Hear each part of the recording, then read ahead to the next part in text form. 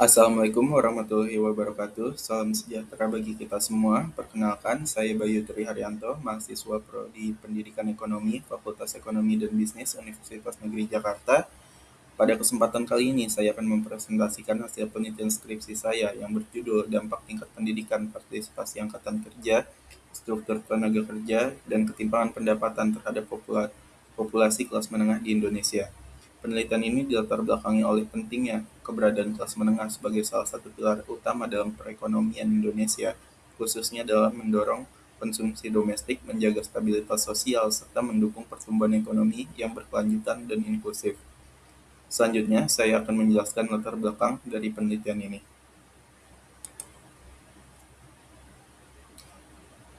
Latar belakang dari penelitian ini adalah kelas menengah memiliki peran yang sangat penting dalam perekonomian Indonesia karena menjadi penggerak utama konsumsi rumah tangga, penopang stabilitas sosial, serta pendukung pertumbuhan ekonomi nasional.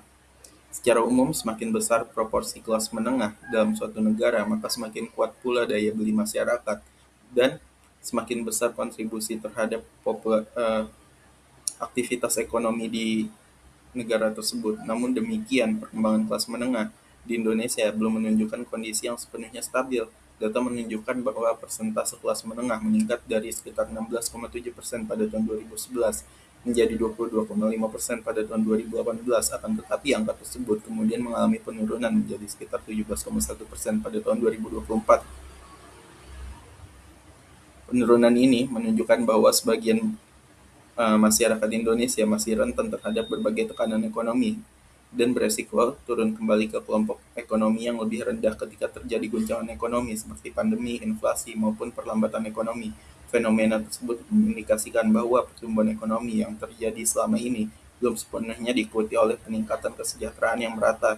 Selain itu, sebagian besar masyarakat Indonesia masih berada pada kelompok aspiring middle class, yaitu kelompok yang berada sedikit di atas garis kemiskinan tetapi belum memiliki ketahanan ekonomi yang kuat untuk mempertahankan statusnya sebagai kelas menengah.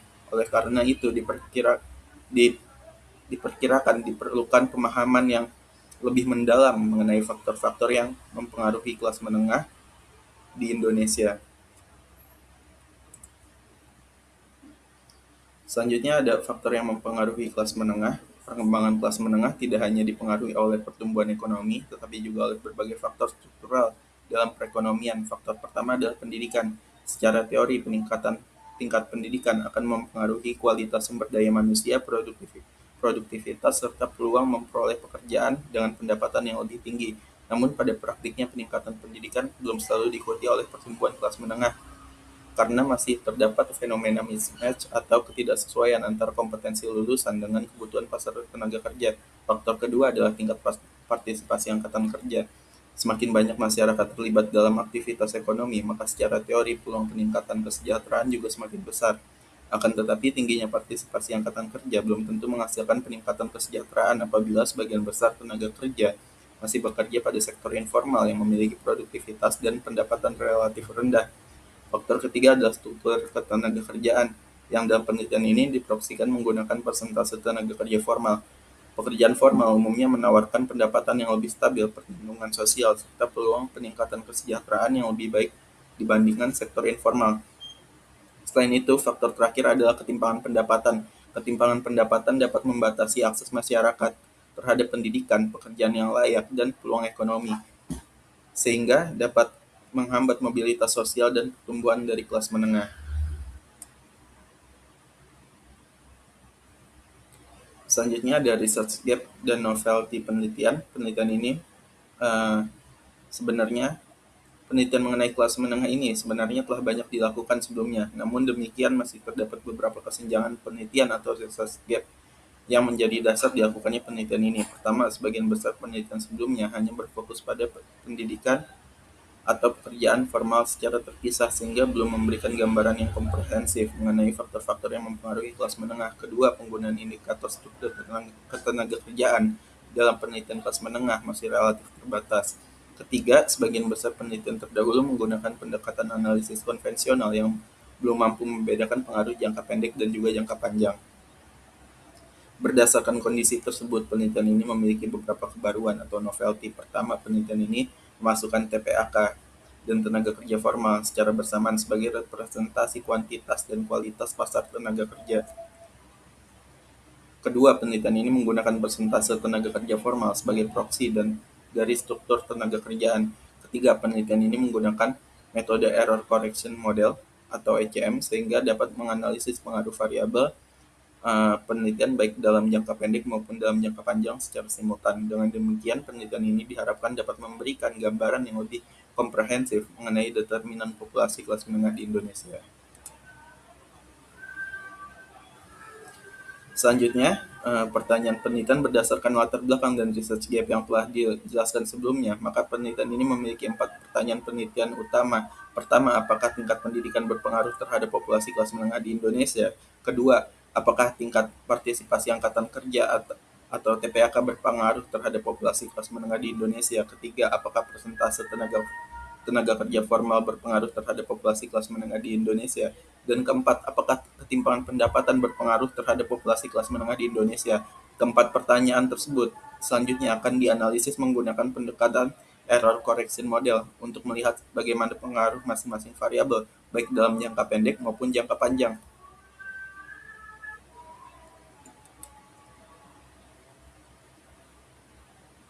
Selanjutnya ada landasan teori utama untuk menjelaskan hubungan antara variabel penelitian dengan perkembangan kelas menengah. Penelitian ini menggunakan capability approach yang dikembangkan oleh Amartya Sen pada tahun 1999 sebagai landasan teori utama.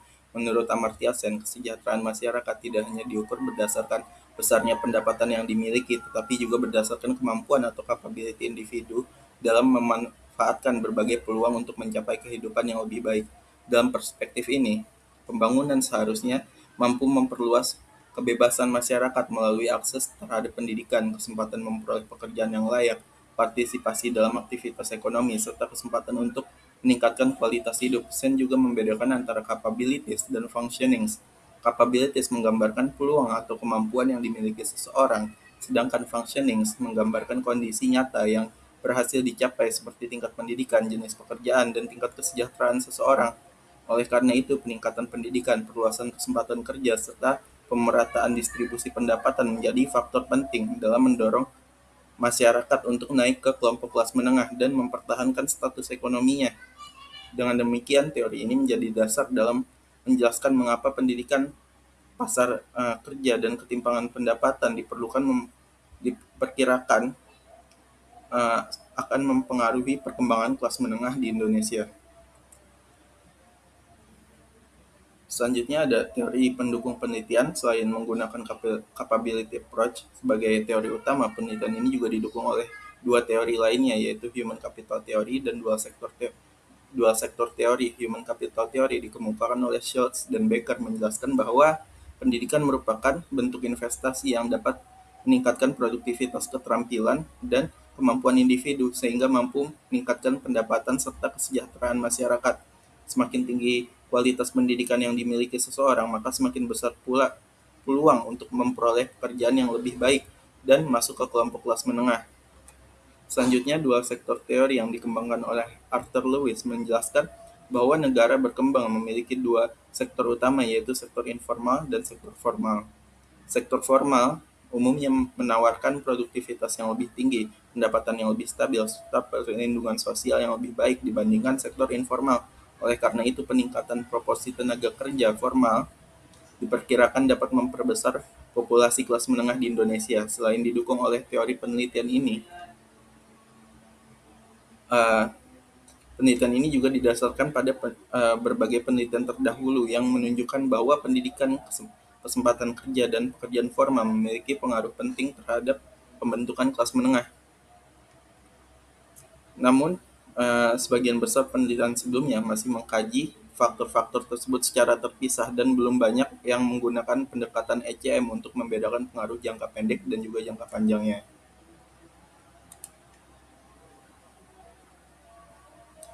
Selanjutnya ada penelitian terdahulu. Pada slide ini saya akan menyajikan beberapa penelitian terdahulu yang menjadi landasan empiris dalam penelitian ini. Secara umum, penelitian-penelitian sebelumnya menunjukkan hasil yang relatif konsisten. Penelitian oleh White, Poi, dan rekan-rekan pada tahun 2019 menemukan bahwa pendidikan, keterampilan, pekerjaan formal, serta perlindungan sosial merupakan faktor penting dalam mendorong pertumbuhan kelas menengah di Indonesia. Kemudian penelitian oleh Pratomo dan rekan-rekan pada tahun 2020 menunjukkan bahwa pendidikan, partisipasi angkatan kerja, dan pekerjaan formal berpengaruh positif terhadap perluasan kelas menengah.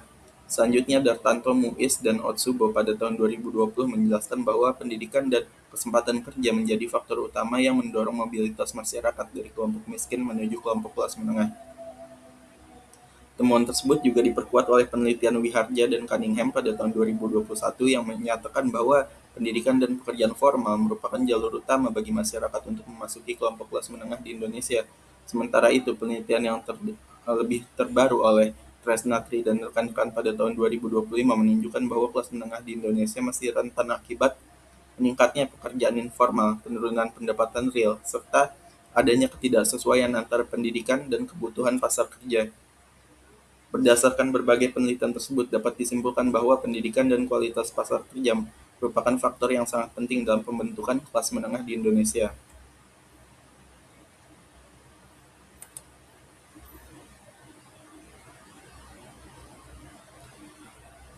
Selanjutnya, setelah mengkaji teori dan penelitian terdahulu, saya menyusun kerangka penelitian yang menggambarkan hubungan antara variabel independen dan juga variabel dependen. Pada penelitian ini terdapat 4 variabel independen yang ya yaitu tingkat pendidikan di Indonesia, tingkat partisipasi angkatan kerja, struktur tenaga kerja yang diproyeksikan oleh persentase tenaga kerja formal, serta ketimpangan pendapatan. Keempat variabel tersebut diduga mempengaruhi variabel dependen, yaitu populasi kelas menengah di Indonesia. Hubungan antar variabel tersebut dijelaskan sebagai berikut. Pertama, tingkat pendidikan diperkirakan berpengaruh positif terhadap populasi kelas menengah. Semakin tinggi tingkat pendidikan, maka kualitas sumber daya manusia, produktivitas, dan peluang memperoleh pekerjaan dengan pendapatan yang lebih baik juga akan meningkat. Kondisi tersebut diharapkan dapat memperbesar jumlah masyarakat yang masuk ke kelompok kelas menengah.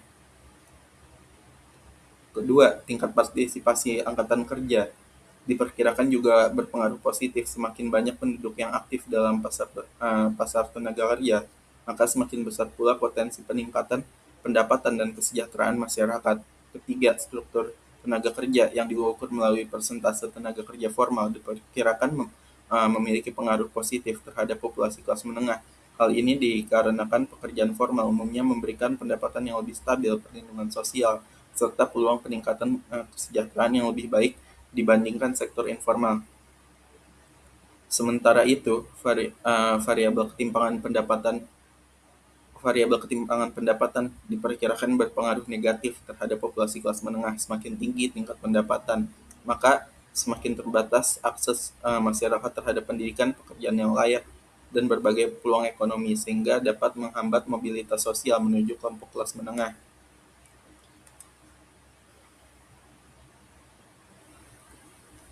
Selanjutnya ada desain penelitian. Penelitian ini menggunakan pendekatan kuantitatif karena bertujuan untuk menganalisis hubungan antar variabel melalui pengolahan data numerik dan pengujian statistik. Jenis penelitian yang digunakan adalah penelitian explanatory atau explanatory research yang bertujuan untuk menjelaskan hubungan sebab akibat antar variabel independen dan variabel dependen. Selain itu, penelitian ini menggunakan pendekatan ex post facto, yaitu penelitian yang dilakukan terhadap peristiwa yang telah terjadi tanpa melakukan manipulasi terhadap variabel penelitiannya. Data yang digunakan merupakan data sekunder yang diperoleh dari berbagai lembaga resmi statistik di Indonesia maupun di dunia. Penelitian ini menggunakan data runtut waktu atau time series dengan periode pengamatan tahun 2011 sampai tahun 2025. Penelitian data time series dilakukan karena penelitian ini ingin melihat bagaimana perkembangan kelas menengah di Indonesia dalam jangka waktu yang relatif panjang, sehingga dinamika perubahan ekonomi dapat dianalisis dengan lebih baik. Selanjutnya, untuk membedakan pengaruh jangka pendek dan jangka panjang, digunakan metode Error Correction Model atau ECM.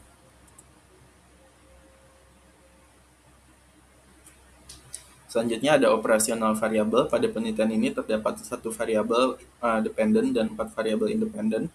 Variabel dependent dalam penelitian ini adalah populasi kelas menengah yang diukur menggunakan persentase penduduk yang termasuk dalam kelompok kelas menengah berdasarkan pengeluaran per kapita.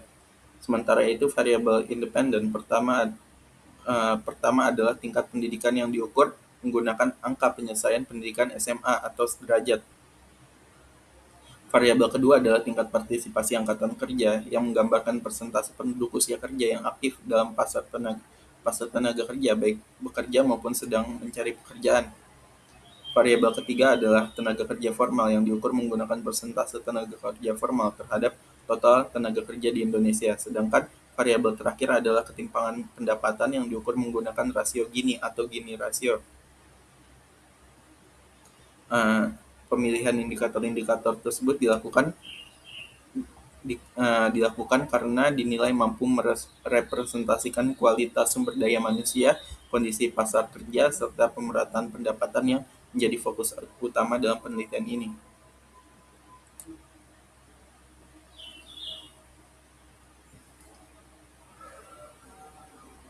Selanjutnya ada teknik analisis data. Setelah menentukan variabel penelitian, tahap berikutnya adalah menentukan metode analisis yang digunakan.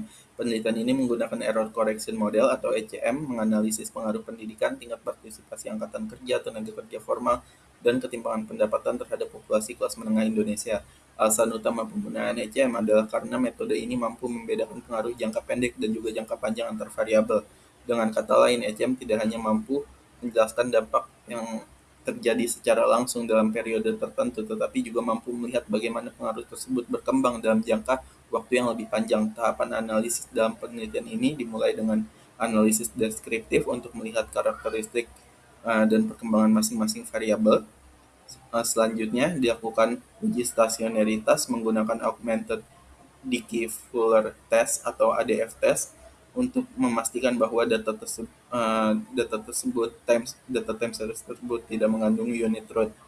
Setelah itu dilakukan uji kointegrasi untuk mengetahui apakah terdapat hubungan keseimbangan jangka panjang antar variabel. Apabila syarat terpenuhi, maka analisis dapat dilanjutkan dengan estimasi Error Correction Model atau ECM.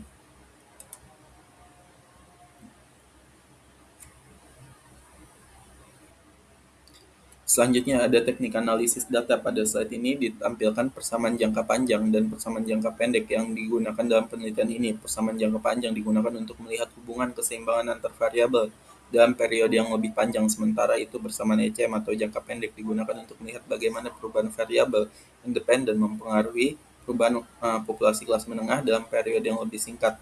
Komponen penting dalam model ECM ini adalah Error Correction Term atau ECT. ECT berfungsi untuk mengukur kecepatan penyesuaian apabila terjadi penyimpangan dari keseimbangan jangka panjang. Dalam model ECM, suatu model dinyatakan valid apabila koefisien ECT bernilai negatif dan signifikan secara statistik.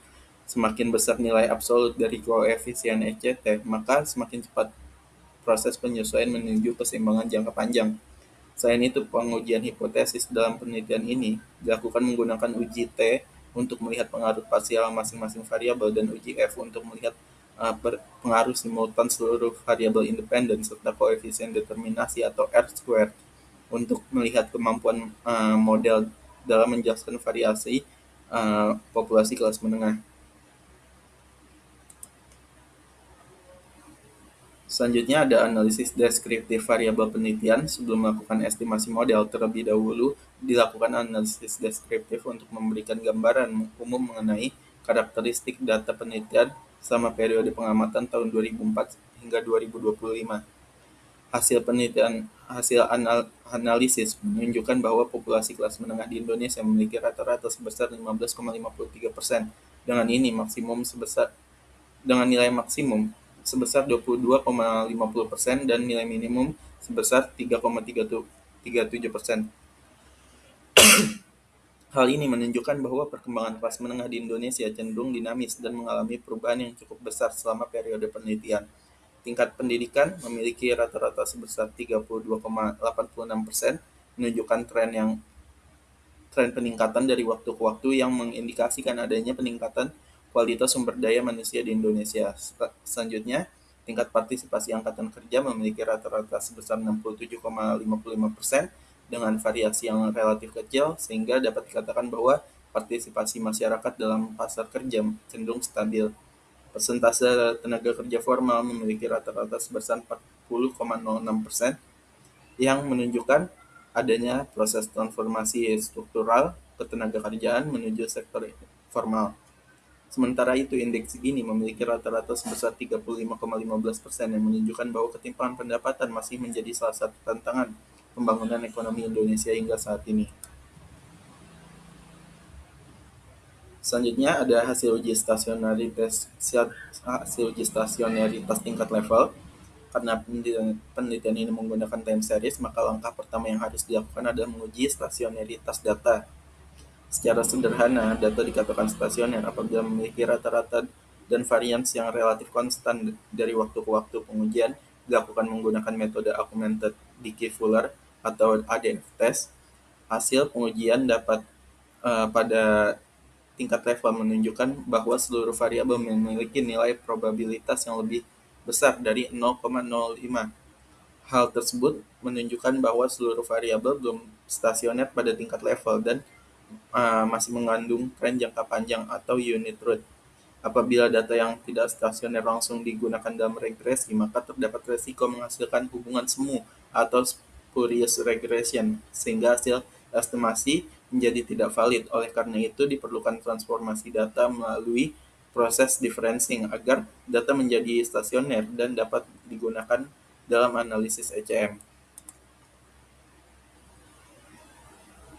Selanjutnya ada hasil uji stasionaritas tingkat first difference. Setelah seluruh variabel dinyatakan belum stasioner pada tingkat level, maka pengujian dilanjutkan pada tingkat first difference. Tujuan dari proses differencing adalah untuk menghilangkan tren jangka panjang sehingga data menjadi lebih stabil. Hasil pengujian menunjukkan bahwa seluruh variabel memiliki nilai probabilitas yang lebih kecil dari 0,05. Dengan demikian, seluruh variabel telah memenuhi syarat stasionaritas pada tingkat first difference. Hasil ini menunjukkan bahwa seluruh variabel terintegrasi pada orde 1, yang merupakan salah satu syarat utama dalam penggunaan model error correction model. Dengan terpenuhinya syarat tersebut, maka analisis dapat dilanjutkan ke tahap berikutnya, yaitu uji kointegrasi, ya, untuk mengetahui apakah terdapat hubungan keseimbangan jangka panjang antar variabel penelitian. Selanjutnya ada hasil uji kointegrasi. Uji kointegrasi Engelgranger setelah seluruh variabel dinyatakan stasioner pada tingkat first difference. Tahap selanjutnya adalah melakukan uji kointegrasi. Tujuan dari uji kointegrasi adalah untuk mengetahui apakah terdapat hubungan keseimbangan jangka panjang antara variabel pendidikan TPAK, tenaga kerja formal, ketimpangan pendapatan, dan populasi kelas menengah di Indonesia. Dalam penelitian ini digunakan metode Engelgranger Cointegration Test melalui pengujian residual dari persamaan jangka panjang. Hasil pengujian tersebut menunjukkan bahwa nilai probabilitas sebesar 0,0331 yang lebih kecil dari tingkat signifikansi 5% atau 0,05. Dengan demikian, residual model dinyatakan stasioner sehingga terdapat hubungan keseimbangan jangka panjang antar variabel penelitian. Secara ekonomi, hasil ini menunjukkan bahwa perkembangan kelas menengah di Indonesia tidak hanya dipengaruhi oleh faktor-faktor yang bersifat sementara, tetapi juga dipengaruhi oleh faktor-faktor fundamental yang bekerja secara berkelanjutan. Dengan kata lain, pendidikan, kondisi pasar kerja, dan distribusi pendapatan memiliki keterkaitan yang stabil terhadap perkembangan kelas menengah dalam jangka panjang. Karena syarat kointegrasi telah terpenuhi, maka analisis dapat dilanjutkan menggunakan metode error correction model.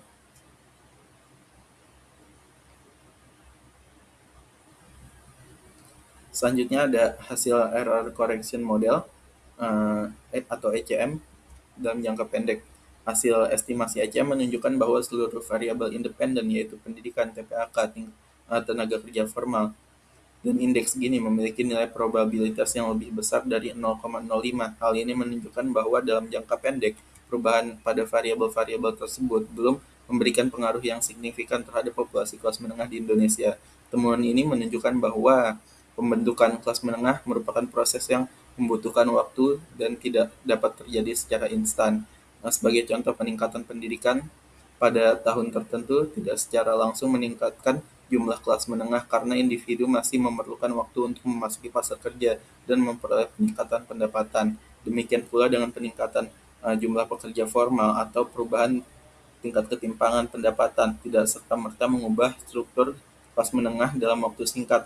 Namun demikian, variabel error correction term atau ECT memiliki koefisien negatif sebesar minus 0,6421 dan signifikan secara statistik dengan nilai probabilitas sebesar 0,0296. Hasil ini menunjukkan bahwa model ECM yang digunakan valid serta memiliki mekanisme penyesuaian menuju keseimbangan jangka panjang.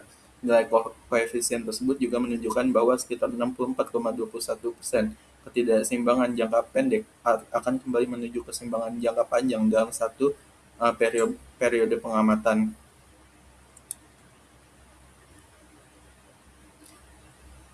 Selanjutnya ada uji normalitas dan juga uji multikolinearitas. Sebelum melakukan interpretasi hasil regresi, terlebih dahulu dilakukan pengujian asumsi klasik untuk memastikan bahwa model yang digunakan telah memenuhi syarat statistik. Pengujian pertama adalah uji normalitas menggunakan Jacques-Berat test. Hasil pengujian menunjukkan nilai probabilitas sebesar 0,5753 yang lebih besar dari tingkat signifikasi 5%. Dengan demikian, residual model berdistribusi normal sehingga tidak terdapat penyimpangan yang dapat mempengaruhi validitas pengujian statistik. Selanjutnya dilakukan uji multikolinearitas menggunakan nilai variance inflation factor atau VIF. Hasil pengujian menunjukkan bahwa seluruh variabel memiliki nilai VI, VIF jauh di bawah batas kritis sebesar 10. Hal ini menunjukkan bahwa tidak terdapat korelasi yang tinggi antara variabel independen sehingga masing-masing variabel mampu menjelaskan pengaruh secara independen terhadap populasi kelas menengah. Dengan demikian, model regresi terbebas dari masalah multikolinearitas. Selanjutnya, pengujian asumsi klasik berikutnya adalah heteroskedastisitas dan autokorelasi. Uji heteroskedastisitas dilakukan menggunakan Y-test untuk mengetahui apakah varians residual bersifat konstan pada setiap pengamatan. Hasil pengujian menunjukkan bahwa nilai probabilitas OBS R² lebih besar dari 0,05 sehingga model tidak mengalami heteroskedastisitas, artinya varians residual bersifat konstan atau homoskedastis, sehingga standar error yang dihasilkan model tetap efisien dan dapat dipercaya. Selanjutnya dilakukan uji autokorelasi menggunakan statistik Durbin Watson. Hasil pengujian menunjukkan nilai Durbin Watson sebesar 1,6301 yang berada pada rentang 1,5 hingga 2,5. Hal ini menunjukkan bahwa tidak terdapat masalah autokorelasi yang serius pada model penelitian dengan terpenuhinya seluruh asumsi klasik. Maka hasil estimasi regresi dapat digunakan untuk pengujian hipotesis lebih meyakinkan. Selanjutnya, slide ini menampilkan hasil regresi jangka panjang yang menjadi temuan utama penelitian. Hasil penelitian menunjukkan bahwa variabel pendidikan memiliki koefisien positif sebesar 0,4746 dan signifikan pada tingkat signifikan 10%. Temuan ini menunjukkan bahwa peningkatan pendidikan mampu meningkatkan kualitas sumber daya manusia, produktivitas, serta peluang memperoleh pekerjaan dengan pendapatan yang lebih tinggi sehingga dapat memperbesar populasi kelas menengah. Selanjutnya ada variabel TPAK tidak berpengaruh signifikan terhadap populasi kelas menengah di Indonesia. Hal ini menunjukkan bahwa peningkatan jumlah angkatan kerja belum tentu diikuti oleh peningkatan kualitas pekerjaan maupun peningkatan kesejahteraan masyarakat.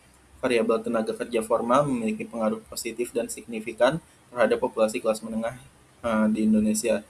Semakin besar proporsi pekerja formal, maka semakin besar pula peluang masyarakat untuk masuk ke kelompok kelas menengah karena adanya pendapatan yang lebih stabil serta perlindungan sosial yang lebih baik. Temuan yang cukup menarik dalam penelitian ini adalah variabel indeks Gini yang ternyata berpengaruh positif dan signifikan terhadap populasi kelas menengah. Hasil ini menunjukkan bahwa pertumbuhan kelas menengah selama periode penelitian masih dapat berlangsung bersamaan dengan meningkatnya ketimpangan pendapatan. Artinya, manfaat pertumbuhan ekonomi selama periode tersebut belum sepenuhnya dirasakan secara merata oleh seluruh masyarakat.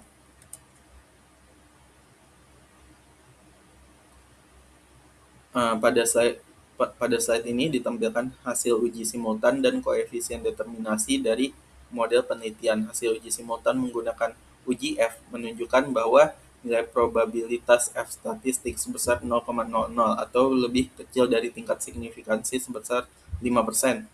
Hal tersebut menunjukkan bahwa variabel pendidikan, tingkat partisipasi angkatan kerja, tenaga kerja formal, dan ketimpangan pendapatan secara bersamaan memiliki pengaruh yang signifikan terhadap populasi kelas menengah di Indonesia. Selanjutnya, hasil pengujian koefisien determinasi menunjukkan nilai adjusted R-squared sebesar 0,8378 atau sekitar 83,78%. Hal ini menunjukkan bahwa sebesar 83,78% variasi populasi kelas menengah di Indonesia dapat dijelaskan oleh variabel pendidikan, TPAK, tenaga kerja formal, dan ketimpangan pendapatan yang digunakan dalam model penelitian. Sedangkan sisanya sebesar 16,22% dipengaruhi oleh faktor lain di luar model penelitian seperti pertumbuhan ekonomi, inflasi, perkembangan teknologi, kebijakan pemerintah, maupun faktor sosial ekonomi lainnya yang belum dimasukkan ke dalam penelitian. Nilai tersebut menunjukkan bahwa model penelitian ini memiliki kemampuan penjelasan yang cukup baik dalam menggambarkan perkembangan kelas menengah di Indonesia.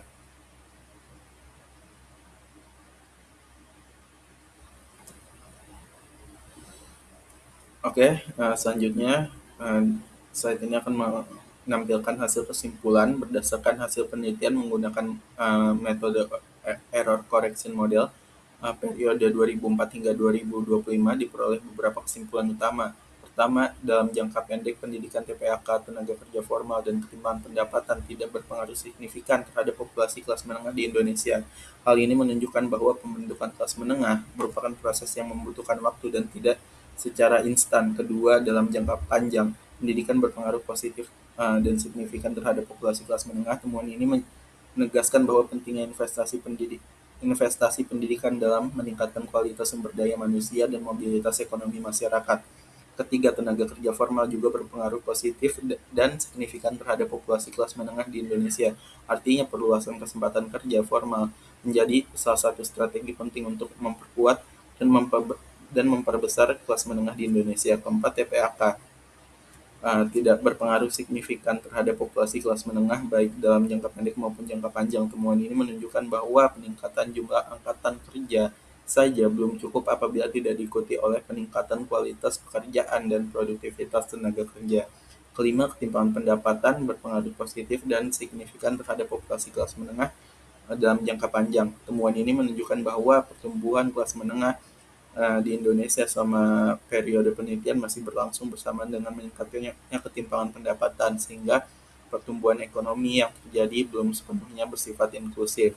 Secara keseluruhan, penelitian ini menunjukkan bahwa kualitas sumber daya manusia dan kualitas pasar kerja memiliki peran yang lebih penting dibandingkan sekadar peningkatan jumlah tenaga kerja dalam mendorong pertumbuhan kelas menengah di Indonesia. Baik, demikian pemaparan hasil penelitian yang dapat saya sampaikan. Penelitian ini diharapkan mampu memberikan gambaran mengenai faktor-faktor yang mempengaruhi populasi kelas menengah di Indonesia.